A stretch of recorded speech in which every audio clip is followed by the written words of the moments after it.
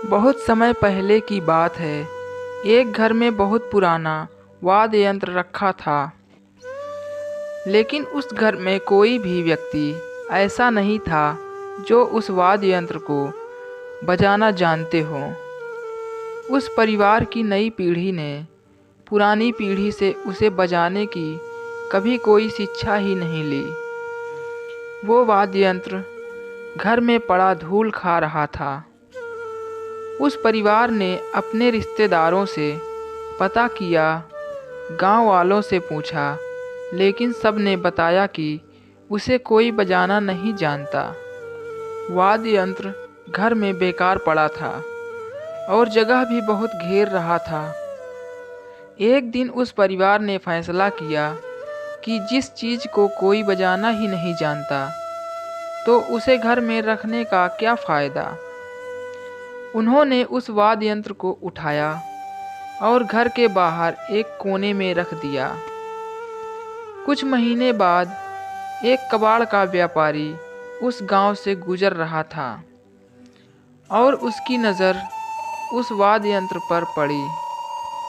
वो चुपके से गया और उसे बजाने लगा। उस वाद्य यंत्र से सुरों की बरसात सी होने लगी। उसका मधुर संगीत लोगों के कानों में पड़ने लगा, तो देखते ही देखते वहाँ भीड़ जमा हो गई। हर कोई उसे सुनने के लिए अपने अपने घरों से बाहर निकलने लगे। वो व्यापारी संगीत में डूबकर उसे बजा रहा था और पूरा गांव उसे सुन रहा था। थोड़ी देर बाद उस व्यापारी ने संगीत बजाना बंद कर दिया। उसने उस परिवार को बताया कि वो कबाड़ का व्यापारी है और वो इसे खरीदना चाहता है। उस परिवार का मुखिया बोला कि ये उनके पुरखों की निशानी है। उनके दादा परदादा उस वाद्य यंत्र को बजाया करते थे, वो उसे नहीं बेच सकते। व्यापारी बोला, अगर ये आपको इतना ही प्यारा है तो फिर आपने इसे बाहर क्यों फेंका हुआ है? क्या आप लोगों में से कोई इसे बजाना जानता भी है? व्यापारी की बात सुनकर कोई कुछ नहीं बोला, क्योंकि आज से पहले हर किसी के लिए वो वाद्य यंत्र बेकार ही था।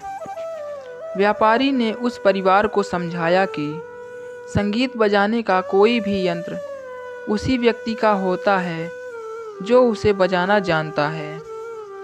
जिसे संगीत बजाना ही नहीं आता, वो उसका मालिक हो ही नहीं सकता।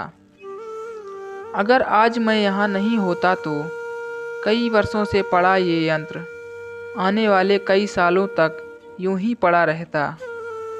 आप में से कोई भी इसके योग्य नहीं है और ना ही इस यंत्र के महत्व को समझता है। व्यापारी की बात सुनकर हर किसी ने उसका समर्थन किया और उस परिवार ने वो वाद्य यंत्र उस कबाड़ के व्यापारी को बेच दिया। दोस्तों, ये स्टोरी आपको कैसी लगी हमें कमेंट करके ज़रूर बताएं।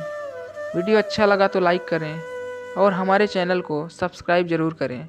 वीडियो देखने के लिए धन्यवाद।